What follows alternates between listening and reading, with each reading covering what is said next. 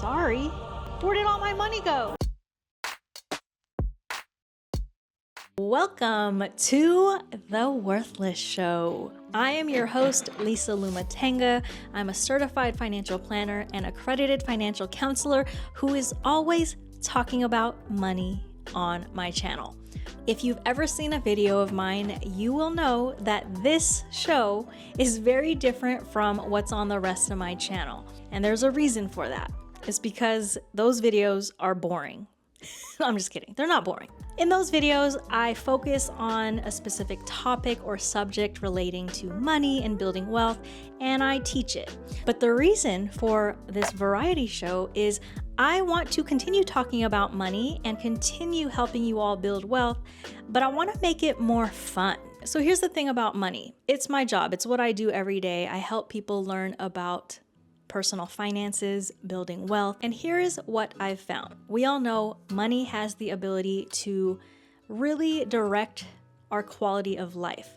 And as much as we know its importance, money still ends up being confusing, scary, and for some people, just not talked about enough in their circles. Tell me in the comments, do you and your close friend group talk about your guys' salaries and how much you guys make? No judgment here, because I definitely have some close friends, really close friends who I have no idea what they make.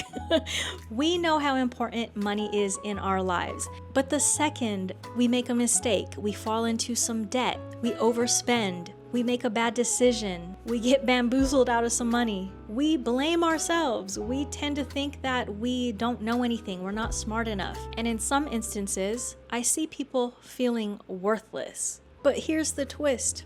Yes, money can bring us a great quality of life and more security and more peace of mind, but your net worth is not your self-worth. Write that down. Your net worth isn't your self-worth. I think I can help you believe that wholeheartedly if I just help make money more fun. So every episode of The Worthless Show is going to be kind of like a grab bag. You're just gonna have to tune in to find out. Let's jump to the first segment.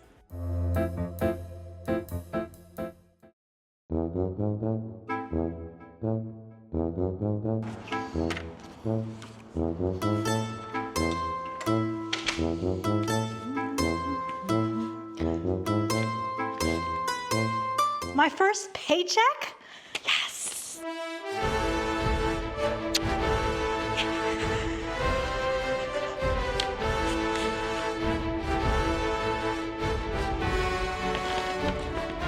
So excited.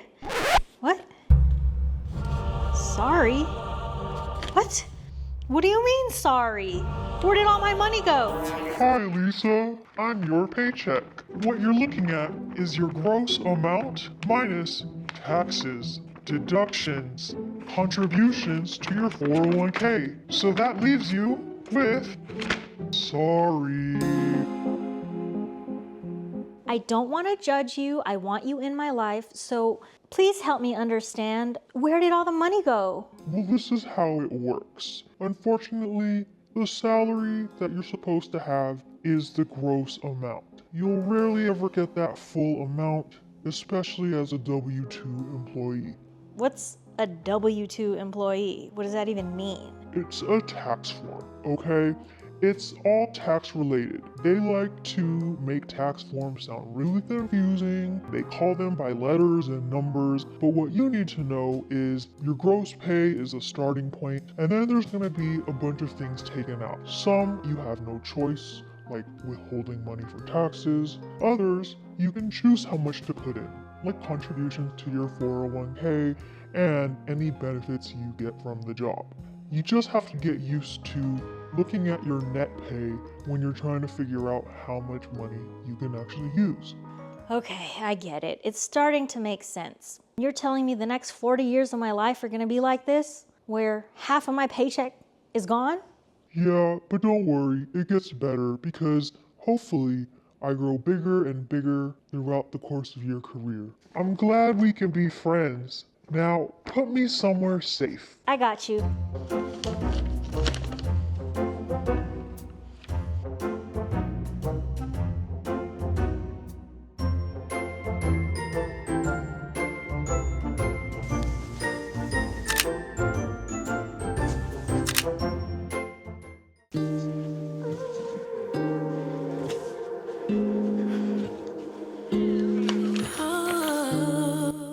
Lissa, don't forget I'm in here. I shouldn't be with the other bills that you're trying to shred. Something like a chameleon at the party. You realize I'm in here. I'll just do them all at the same time. Please, no. Please, no. No. No. Writing all of these love songs for somebody. I feel like I did something I wasn't supposed to do.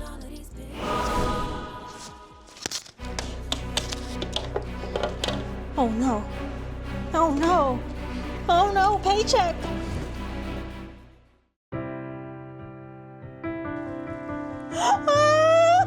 What did I do?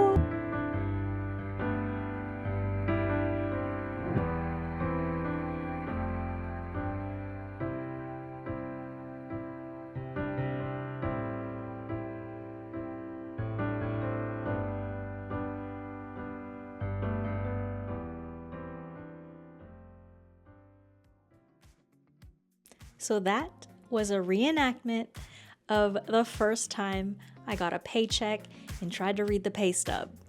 Okay, I'm just kidding. That's not exactly how it happened, but that is how I felt. I'm not gonna lie, into my 20s, into my early 30s, I still felt like that trying to read the pay stub. I think it should be a required class. Okay, maybe not a class. I think there should be a mandatory training that before you get paid for the first time, there is a workshop that walks you through what are all these deductions, what are all these things getting taken out of my paycheck.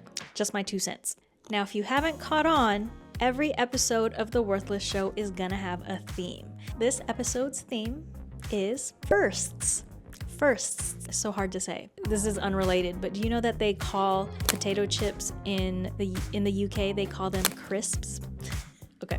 Today's theme is firsts. Before we go into the next segment, I want to tell you a random fact related to the theme. The typical first-time home buyer today is around 35 to 40 years old. You know what happens with statistics is like they look backwards, right? They look at trends for the last year, 5 years, 10 years, whatever. And they spit out these statistics, which are interesting to see where the trends are going. But then people end up reading that statistic and putting some emotion onto it, like that statistic is supposed to determine the future. That's kind of what I just did. Like, what? If you're 35 to 40 and you don't own a home, you're below average. But look, when it comes to money, it doesn't matter. It doesn't matter if you're first, second, third, fourth, last, whatever. There's always gonna be someone before you doing something, and there are gonna be people after you doing something. So some food for thought. It doesn't matter when you buy your first home. What matters is you buy a home when you are ready for the reasons that you want to build the life that you want. Simple. Let's jump into the next segment. I interviewed my friend Jamie, asking her some questions about her first job. What is your name? Hi, my name is Jamie. And where do you live? I live in Los Angeles, specifically Marina Del Rey. All right, the big question, what was your first job? My first job was at Abercrombie. I was a Abercrombie baby. Was there at 16 and was only there for 3 months and got fired. Got fired? Okay, we need the quick story. Why did you get fired? Okay, so I don't know if you guys have ever seen the Abercrombie documentary. It makes more sense to me now as an adult. However, at the time, I realized that like they were phasing me out of the schedule. So like at first I had like a shift once a week, and then it became like once every 2 weeks. And at that point, I didn't have a car. So, and also you have to go in person to pick up your schedule. So I was like, all right, like I was gonna pick up my schedule one day, and my manager called me and said, you're supposed to be in here today. And I said, she said, if you're not here in the next 10 minutes, you're fired. And I said, well, I don't have any means, so. Oh my gosh. Yeah. Well, I'm glad you left there. Yes. Do you remember what you got paid at that first job? $8 an hour, minimum wage. Yeah.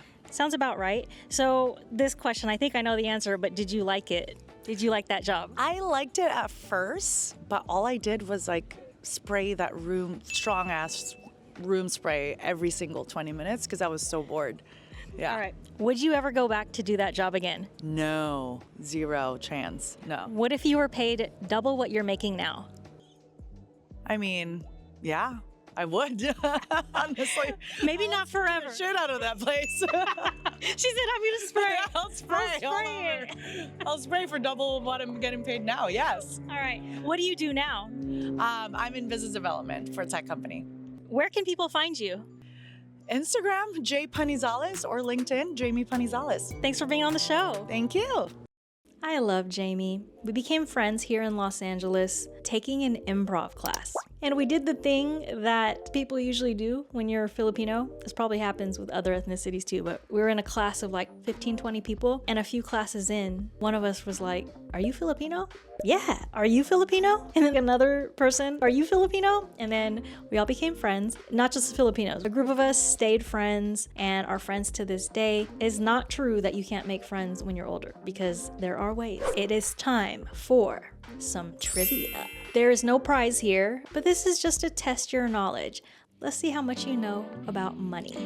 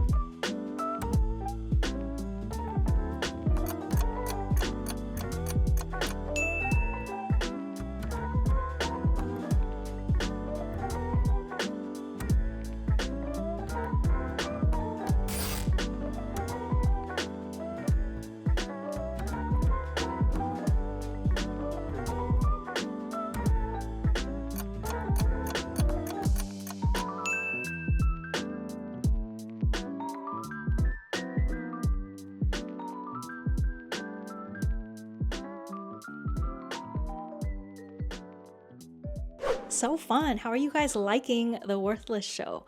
You saw what it was like with my first paycheck. You saw my friend Jamie talk about getting fired from her first job. You learned some facts, some fun firsts related money facts. And this is kind of nerve-wracking for me because this is the first episode of this show and you never know how it's gonna go. Everybody watching my videos are expecting like a regular ass video. Not expecting me to say things like regular ass. I'm telling you guys, when I'm teaching finance, it's hard to just riff and be myself, but that's why there's a mix. If you want to learn about emergency funds, you can watch a video on emergency funds. If you want to learn about money and just want to sit back and not know what to expect, that's what this show is for. So I'm gonna leave it at that for the first episode. Let me know what you guys think. If you enjoyed it and you want to see more of this show, drop the word worthless in the comments. People are gonna think that you're being mean to me and having hater comments, but I will know. If you're part of the worthless crew, you will know what's up. Until next time, peace out.